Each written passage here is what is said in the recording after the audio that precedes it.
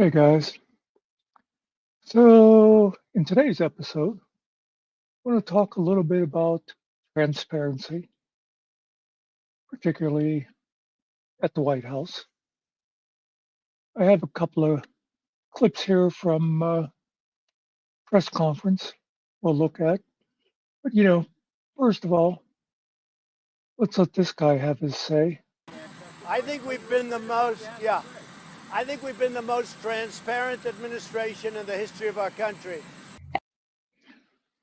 Yeah, so that's what he says. They keep repeating this over and over again. I'm pretty sure in one of these clips, this broad mentions it. Um,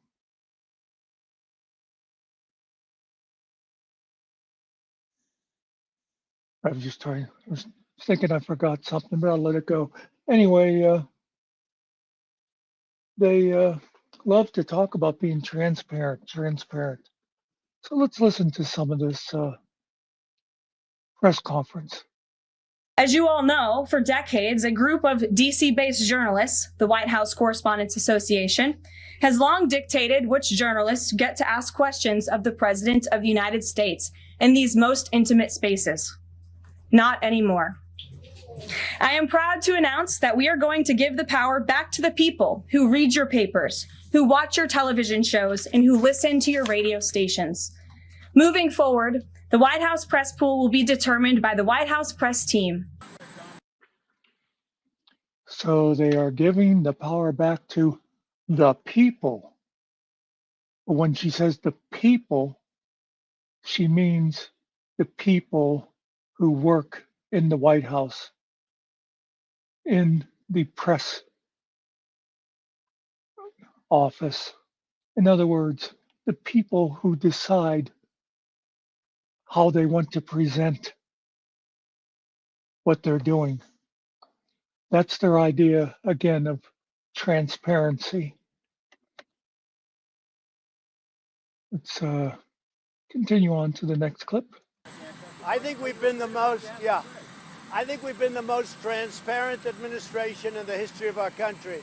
Caroline, I wanted to ask about a federal judge yesterday was saying that they didn't know who the DOJ administrator was and was asking the lawyer for the administration who it was, and the lawyer responded, I don't know the answer to that. Can you tell us who the administrator of DOJ is? Again, I've been asked and answered this question. Elon Musk is overseeing DOJ.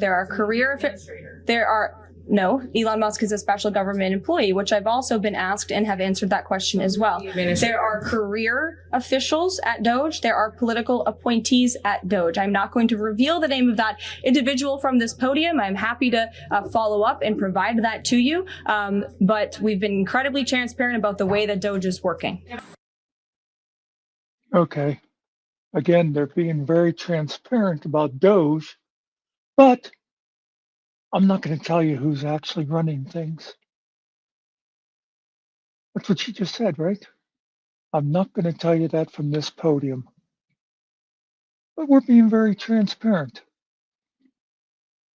You know what? And she said she's going to follow up. She'll follow up and tell the reporter privately. Is that what she said? In her transparency?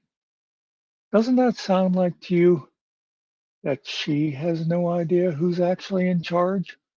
Or is it just she doesn't want to admit that it's Musk? I don't know. Yeah, let's continue on to the next clip. I think we've been the most, I think we've been the most transparent administration in the history of our country.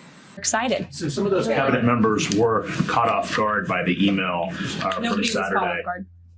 A few departments said they were caught off guard. The FBI was, the DOJ was. Did anonymous sources say that, or did the cabinet secretary say that? The cabinet secretaries and others have said that they were not aware that this was happening. So I'm wondering, will there be a give and take tomorrow at the cabinet meeting? Is Elon Musk or the president open to any type of dialogue about who is actually in charge of the chain of command of these workers. I would reject the premise of your question, Jeff. The cabinet secretaries have not said that. I know anonymous sources, probably career bureaucrats, have leaked that to many of you in this room.